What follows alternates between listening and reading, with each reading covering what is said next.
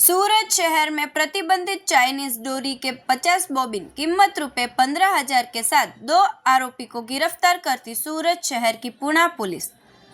माननीय पुलिस आयुक्त श्री द्वारा जारी सार्वजनिक आदेश के अनुसार आगामी उत्तरायण पर्व के मद्देनजर चाइनीज तुक्कल व चाइनीज डोरी की बिक्री पर प्रतिबंधित को लेकर माननीय विशेष पुलिस आयुक्त सेक्टर 1, माननीय उप पुलिस आयुक्त जोन 1 तथा माननीय सहायक पुलिस आयुक्त बी डिवीजन सूरत शहर के निर्देश एवं मार्गदर्शन में आज पुणा पुलिस स्टेशन के पुलिस इंस्पेक्टर श्री वी.एम. देसाई साहेब एवं पुलिस इंस्पेक्टर श्री आर.एच. मोरी साहेब पुलिस स्टेशन विस्तार में ड्यूटी पर थे।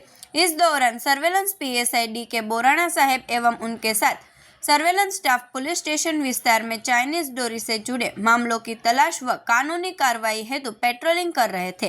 पेट्रोलिंग के दौरान सहायक हेड कांस्टेबल सिद्धराज सिंह, इंद्र विजय सिंह तथा सहायक पुलिस कांस्टेबल नरेश भाई छन्ना भाई से मिली सूचना के आधार पर चाइनीज डोरी बेचने वाले 2 आरोपियों को मुद्दामाल के साथ पकड़कर उनके खिलाफ कानूनी कार्रवाई की गई है।